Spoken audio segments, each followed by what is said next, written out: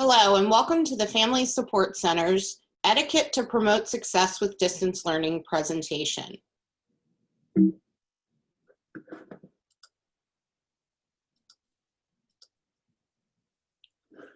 So a little bit about our session outcome. We want families to explore the do's and don'ts of online etiquette for distance learning.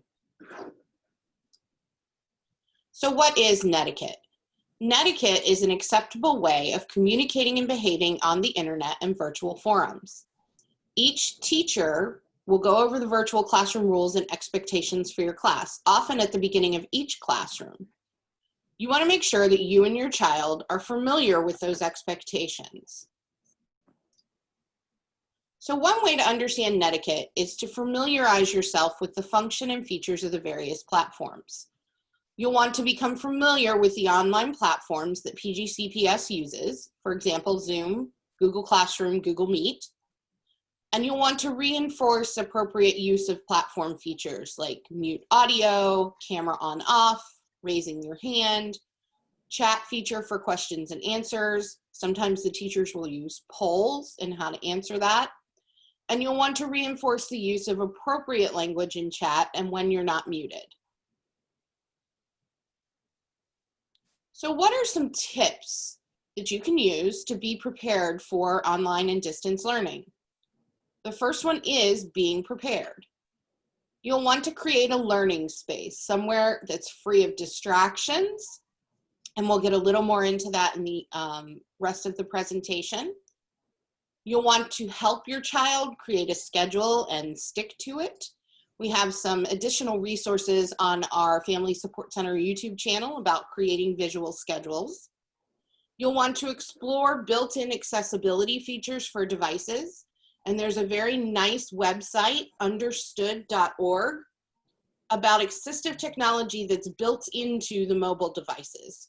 So a lot of you will be using Chromebooks, and a lot of you will be using iPads, any school system device. This is a really nice article that shows all of the assistive technology and accessibility features for those devices. You'll want to know all of the links, passwords, and programs in case your child needs assistance. It's a really helpful trick to put them all either in a Google spreadsheet, write them all down, have them within that visual schedule. And you'll want to post that information in schedules to help them foster their independence and to establish routines. So you'll want to create a substitute or an alternate plan. What happens if something else goes wrong or something happens? And a sub-plan, when you create it, as some of you who are teachers know, is often more detailed than the plan you would use to follow directions for a regular classroom. So you'll want to think about it in a process of steps. You'll want to write down the steps, materials, and supplies needed to support your child with accessing his or her class in the event of your absence. So what does your child need to know, and what does your child need to have should you not be able to stand beside him or her during class? You'll want to have those links and passwords that we talked about readily accessible, have the schedule accessible. If your child requires supports, indicate a list of those supports that he or she might require. And you want to share the steps to accessing accessibility features as needed, and have a technology plan for backup. So you'll want to create a list of your child's teacher by school, content area for easy access and communications. Include any important notes. For example, if one teacher uses Class Dojo and the other will send electronic point sheets, you'll want to note this information in your log for an easy reference. You'll also want to include any other frequently contacted staff, like the professional school counselor, the special education chairperson, the coordinator, your child's related service provider. Have all of that happen and on the list. So I'm going to turn it over to Beth, and she's going to talk about staying in contact with your child's teachers. It is very important for you to choose the appropriate time and forum to have discussions with your child's teacher. I know that because you're virtual and you may be helping your child log on, you might have immediate access to the teacher, but just remember that it's still class time. So if you have challenges and concerns, schedule an appointment, send an email, reach out to your teacher via phone to share those challenges, successes, and accomplishments. And if you have questions about your child's IEP, whether or not the accommodations and modifications are being utilized during distance learning, please reach out to your child's teacher and or IEP team. And you can also ask the teacher about how the IEP goals and objectives are being addressed. Just refrain from using virtual class time as a time to ask those questions. The only time you should really ask a question during virtual learning is if it's immediately impacting your child's ability to access what is currently taking place. Let your child's teacher know if your child is going to be late to class. Oftentimes, there are waiting rooms set up in Zoom, and a teacher may be in the middle of teaching and she may not know that your child is waiting in the waiting room. So if you give your teacher warning that your child is going to be late or absent that day, it's very helpful. You should also inform the teacher immediately if you're having issues with connecting to the internet, if you're having problems with a platform such as Google Classroom or Zoom, if your family experiences any power outages, or if your technology breaks down. And the county has also established parent centers that you can reach out to address technology concerns. One way to keep track of your teachers, the different teachers that your children have, and particularly by subject if they're in middle and high school, is to create a chart. So here's a sample chart of a family that has 3 children. One is in elementary school, one is in middle school, and the other is in high school. And then you'll see who the important contacts are for each one of those students. It provides their email address as well as their phone number. And then down the bottom, if there are any special things to know about a particular teacher, you can write that there. And it's very helpful to have those things all in one place, somewhere close to your schedule, in the event that you're not at home and someone needs to take your place in reaching out to those individuals. It is important for you to make sure that your student is on time. I know sometimes things happen, and that's why we've asked you to kind of prepare ahead of time, but school will be in session. It will be a full day for students. The PGCPS reopening plan provides you with several sample schedules. Your child's specific schedule will be given to them. They should have received them or had access to them on SchoolMax on the 21st of August. So if you haven't received your child's specific schedule, please look on SchoolMax to find out what your child's class times will be and who their teachers will be.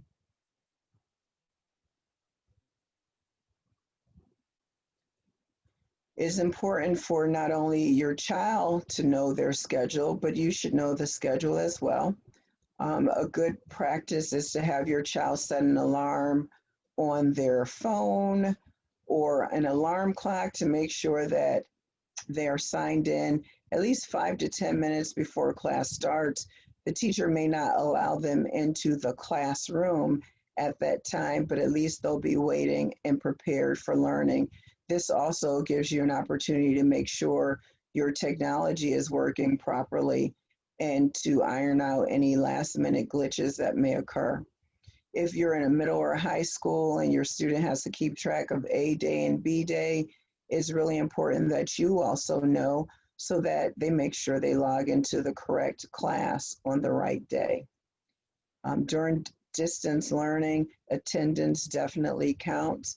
Make sure your child is present and on time for each class.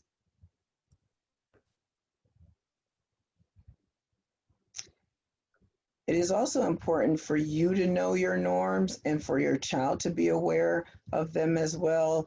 Your child's teacher will go over these when class starts, but if you're assisting your child, it's going to be important for you to know as well. So you should know how to mute and when to mute. Typically, when you enter into a room, you may automatically be on mute until your child's teacher provides an opportunity for your child to speak. You should also wait your turn to speak. If another person is speaking, wait until you see them go on mute and then use that as an opportunity to ask your question or to respond to an answer. There's also a raise your hand feature in Zoom. And so you can raise your hand when you have a question, and the teacher will see the hand raised and then wait until you're acknowledged. You should also actively participate. Sometimes your child's teacher may ask them to participate in a poll, or they may have an online activity that requires them to respond, and students should do that as appropriate. And also, it's very important to ask questions when needed, in particular if you or your child is having difficulty understanding directions or accessing any of the material that the teacher is presenting virtually. Okay, next we're going to turn it over to Yvette, also from our Family Support Center. So now it's time for your student to be present and be engaged in the class so that he or she can receive the maximum benefit from the instruction.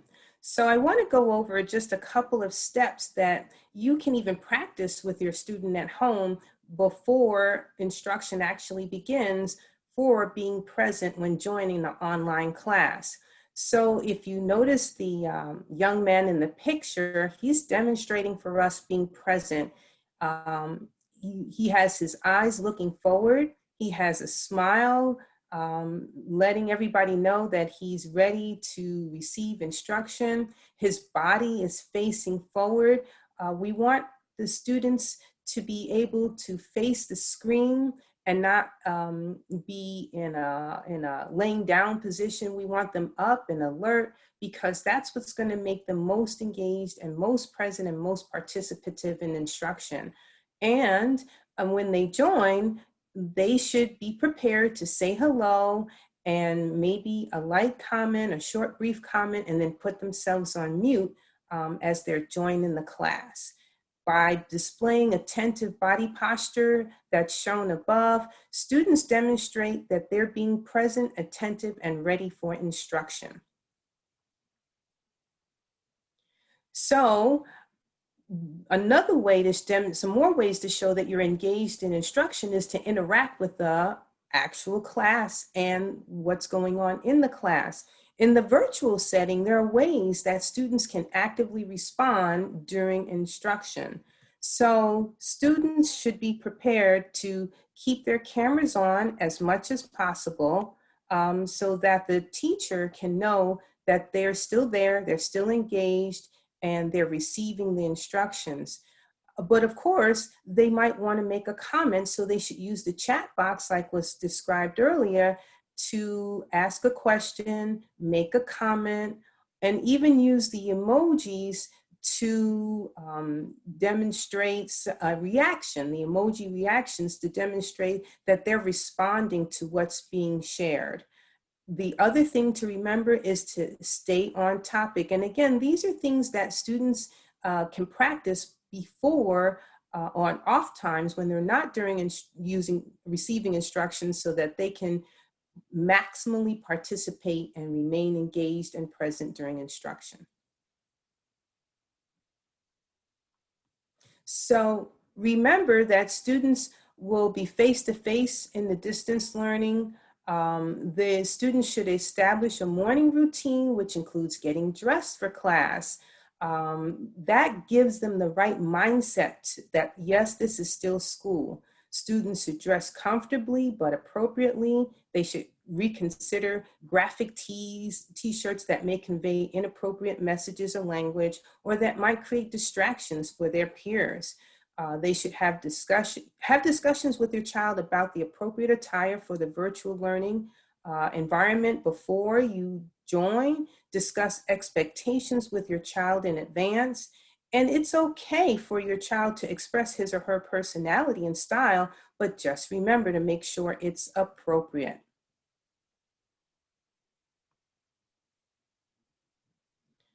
So here's our last reminders.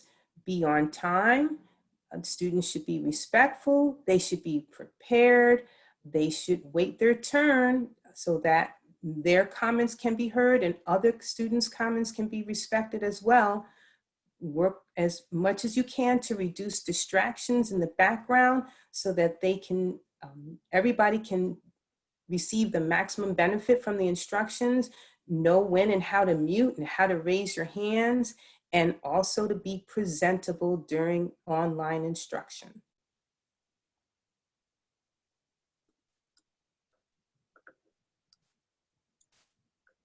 Okay, so finally, we also have some etiquette recommendations for parents as well. We realize how difficult it is to support students while learning at home, while you may be working from home or you maybe have to be out of the house for your job, but some simple reminders can help make the environment more conducive to learning for students. So if you have to speak to the student during class, make sure he or she is on mute. Just check that mute button before you speak. You'll want to reduce background noise and conversations. Be aware of your surroundings. If assisting your child, put your phone on silent during the class. Make sure that all TVs, radios, Game Boys, all kinds of electronic equipment are off when possible to reduce the background noise. You'll want to take phone calls in a different location if it is possible. Respect others' privacy and your own. Try to stay out of the camera frame if possible to prevent distractions. And much like Yvette discussed in the previous slide, you'll want to make sure you're dressed appropriately when you're on camera supporting your child. So I think Beth mentioned this earlier, but one of the main questions we receive surrounds technology devices and support for using those devices. PGCPS has designated 9 support centers for parents to receive support using PGCPS issued devices. These support centers will be open from 8 a.m. to 10 a.m. and 6 p.m. to 8 p.m. on Tuesdays and Thursdays for individual telephone support. These centers will provide support for student email, needing to download a specific application, and connecting a device to the internet as long as the internet connection is available in the home. For more specific special education technology needs, please contact your child's case manager, and that person can direct you to where you need to go for the appropriate support. So we know that you may have questions as we navigate this new way of learning. The Department of Special Education has created a who to call document. You can link to this document directly from the slide, and it will provide you with contact information for the various special education offices based on the concerns or the question you may have. So let's take a look at that quickly.